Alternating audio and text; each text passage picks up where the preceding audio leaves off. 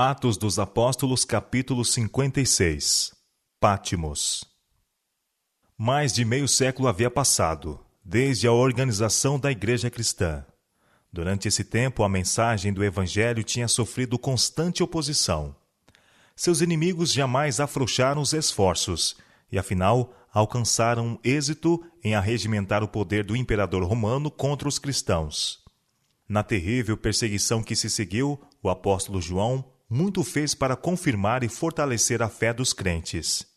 Ele deu um testemunho que seus adversários não puderam controverter e que ajudou seus irmãos a enfrentar com lealdade e coragem as provas que lhes sobrevieram.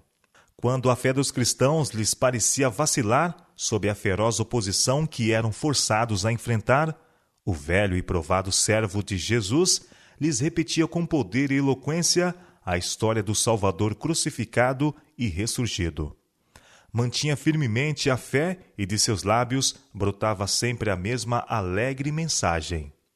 O que era desde o princípio, o que ouvimos, o que vimos com os nossos olhos, o que temos contemplado e as nossas mãos tocaram da palavra da vida, o que vimos e ouvimos, isso vos anunciamos. 1 João capítulo 1, versos 1 a 3. João alcançou avançada idade, testemunhou a destruição de Jerusalém e a ruína do majestoso templo. Último sobrevivente dos discípulos que haviam privado intimamente com o Senhor, sua mensagem teve grande influência em estabelecer o fato de que Jesus é o Messias, o Redentor do mundo. Ninguém poderia duvidar de sua sinceridade, e através de seus ensinos, muitos foram levados a deixar a incredulidade.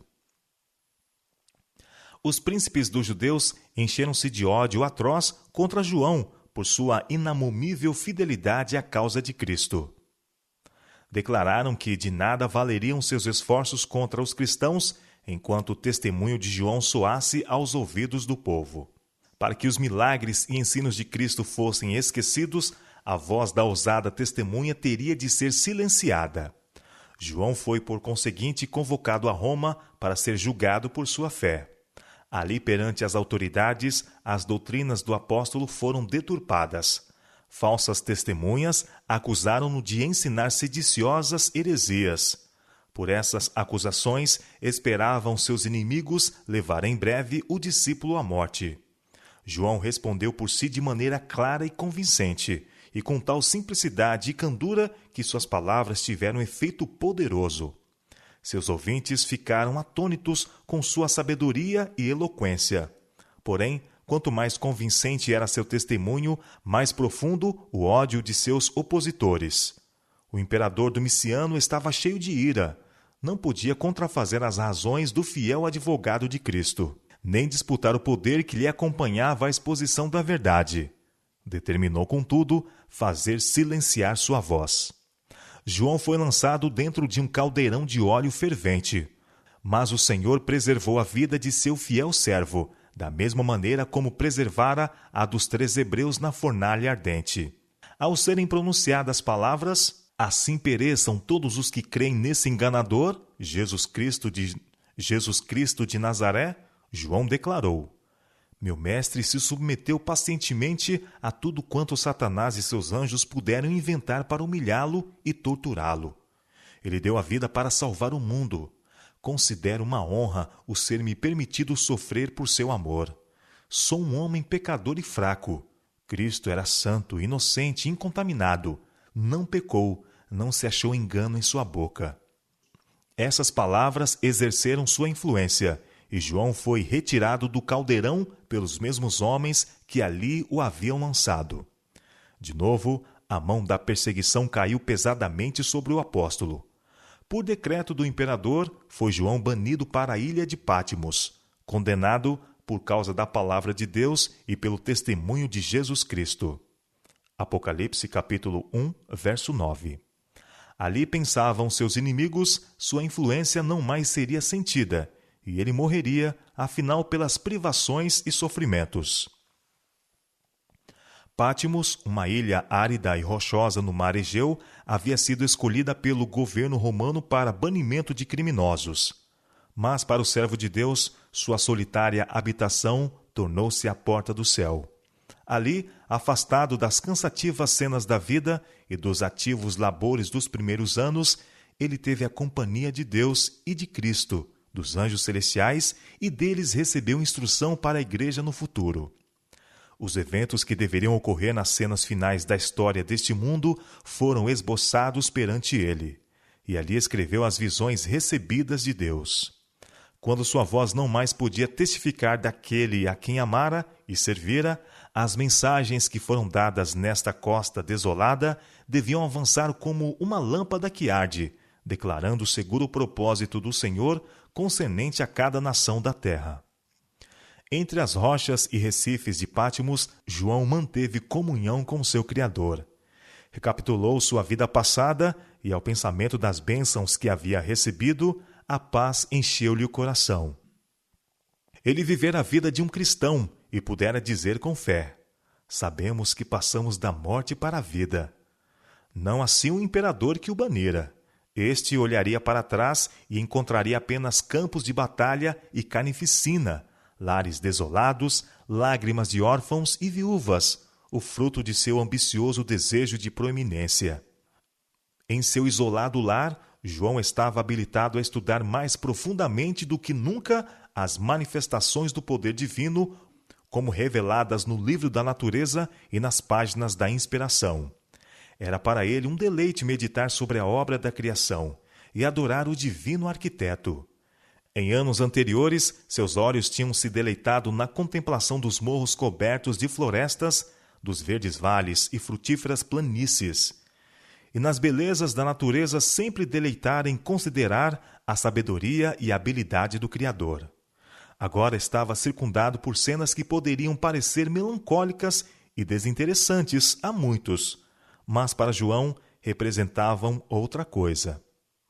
Embora o cenário que rodeava fosse desolado e árido, o céu azul que o cobria era tão luminoso e belo como o sol de sua amada Jerusalém. Nas rochas rudes e ermos, nos mistérios dos abismos, nas glórias do firmamento, lia ele importantes lições. Tudo trazia mensagens do poder e glória de Deus. Em tudo ao seu redor via o apóstolo testemunhas do dilúvio que inundara a terra, porque seus habitantes se aventuraram a transgredir a lei de Deus. As rochas que foram lançadas da terra e do grande abismo pelo irromper das águas traziam-lhe vividamente ao espírito os terrores daquele terrível derramamento da ira de Deus. Na voz de muitas águas, abismo chamando abismo, o profeta ouvia a voz do Criador. O mar, açoitado pela fúria de impiedosos ventos, representava para ele a ira de um Deus ofendido. As poderosas ondas, em sua terrível comoção, mantidas em seus limites por mão invisível, falavam do controle de um poder infinito, e, em contraste, considerava a fraqueza e futilidade dos mortais, que, embora vermes do pó, gloriaram-se em sua suposta sabedoria e força, e colocam o coração contra o governador do universo, como se Deus fosse igual a eles. As rochas lhe lembravam Cristo, a rocha de sua fortaleza, em cujo abrigo podia ele refugiar-se sem temor. Do exilado apóstolo sobre o rochedo de Patmos subiam para Deus os mais ardentes anseios do coração, as mais ferventes orações. A história de João fornece uma vívida ilustração de como Deus pode usar obreiros idosos. Quando João foi exilado para a ilha de Patmos, havia muitos que o consideravam como tendo passado do tempo de serviço, um caniço velho e quebrado, pronto para cair a qualquer momento. Mas o Senhor achou próprio usá-lo ainda. Embora banido das cenas de seus primeiros trabalhos, ele não cessou de dar testemunho da verdade. Até em Patmos fez amigos e conversos. Sua mensagem era de alegria, proclamava um Salvador ressurreto, que no céu intercede por seu povo até que possa retornar e tomá-lo para si mesmo. E foi depois de haver João encanecido na obra de seu Senhor que ele recebeu do céu mais comunicações que durante todos os anos anteriores de sua vida. A mais terna consideração deve ser dispensada a todos aqueles cujos interesses da vida estiveram ligados com a obra de Deus. Esses obreiros idosos têm permanecido fiéis em meio a tempestades e provas. Podem ter enfermidades, mas possuem ainda talentos que os qualificam para permanecer em seu lugar na causa de Deus. Embora gastos, incapazes de levar os encargos mais pesados que os mais jovens podem e devem levar, seus conselhos são do mais alto valor. Podem ter cometido erros, mas de suas falhas aprenderam a evitar enganos e perigos. E não são ainda assim competentes para dar sábios conselhos? Suportaram provas e aflições, e embora tenham perdido parte de seu vigor, o Senhor não os põe de lado. Ele lhes dá especial graça e sabedoria. Os que serviram seu mestre quando a obra era difícil, que suportaram a pobreza e permaneceram fiéis quando poucos havia ao lado da verdade, devem ser honrados e respeitados. O Senhor deseja que os obreiros mais jovens ganhem sabedoria, fortaleza e maturidade pela associação com esses homens fiéis. Que os homens mais jovens sintam que ter entre eles tais obreiros lhes representa um alto favor. Deem-lhes um lugar de honra em seus concílios. Quando os que gastaram a vida no serviço de Cristo se aproximam do fim do seu ministério terrestre, são impressionados pelo Espírito Santo a contar as experiências que tiveram em relação com a obra de Deus. O relato de seu maravilhoso trato com seu povo, de sua grande bondade em livrá-los das provas, deveria ser repetido aos recém-vindos à fé. Deus deseja que os velhos e provados obreiros permaneçam em seus lugares, fazendo sua parte para livrar homens e mulheres de serem varridos pela poderosa corrente do mal. E deseja que conservem a armadura até que lhes ordene depô-la. Na experiência do apóstolo João sob a perseguição, há para o cristão uma lição de maravilhosa fortaleza e conforto. Deus não impede a trama dos ímpios, mas faz com que suas armadilhas contribuam para o bem daqueles que, em prova e conflito, mantêm sua fé e lealdade. Não raro, o obreiro do Evangelho efetua sua obra em meio a tempestades de perseguições, oposição atroz e acusações injustas. Em tais ocasiões, lembre-se ele de que a experiência da fornalha da prova e da aflição paga todos os pesares de seu preço. Assim traz Deus seus filhos para perto de si, para que lhes possa mostrar sua força e a fraqueza deles. Ele os ensina a se apoiarem nele. Dessa forma, prepara-os para enfrentar as emergências, ocupar posições de responsabilidades e realizar o grande propósito para o que lhes foram dadas as faculdades. Em todas as épocas, as testemunhas designadas por Deus se têm exposto às perseguições e ao desprezo por amor à verdade. José foi caluniado e perseguido por haver preservado sua virtude e integridade. Davi, o mensageiro escolhido de Deus, foi caçado como um animal feroz por seus inimigos. Daniel foi lançado na cova dos leões por ser leal ao seu concerto com o céu. Jó foi destituído de suas posses terrestres e ferido no corpo de tal maneira que o desprezaram os próprios parentes e amigos. Contudo, manteve sua integridade. Jeremias não pôde ser impedido de falar as palavras que Deus lhe ordenara, e seu testemunho de tal maneira enfureceu o rei e os príncipes que o atiraram num poço asqueroso. Estevão foi apedrejado por haver pregado a Cristo, e este crucificado. Paulo foi encarcerado, açoitado, apedrejado e finalmente entregue à morte por ter sido fiel mensageiro de Deus aos gentios. E João foi banido para a ilha de Patmos, por causa da palavra de Deus e pelo testemunho de Jesus Cristo. Esses exemplos de humana firmeza dão testemunho da fidelidade das promessas de Deus, de sua permanente presença e mantenedora graça. Testificam do poder da fé para enfrentar os poderes do mundo. É obra de fé repousar em Deus na hora mais escura, sentir, embora dolorosamente provado e sacudido pela tempestade, que nosso Pai está ao leme. Somente os olhos da fé podem ver para além das coisas temporais e apreciar com acerto o valor das riquezas eternas. Jesus não oferece a seus seguidores a esperança de alcançar glórias e riquezas terrestres, de viver uma vida livre de provações. Ao contrário, chama-os para segui-lo no caminho da abnegação e ignominia. Aquele que veio para redimir o mundo sofreu a oposição das arregimentadas forças do mal.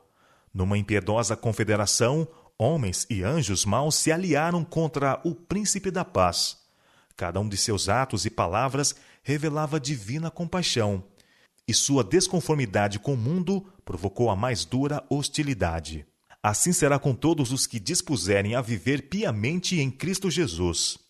A perseguição e o descrédito esperam todos os que estiverem cheios do Espírito de Cristo. O tipo de perseguição muda com o tempo, mas o princípio, o Espírito que anima, é o mesmo que tem dado a morte aos escolhidos do Senhor desde os dias de Abel. Em todas as épocas, Satanás tem perseguido o povo de Deus.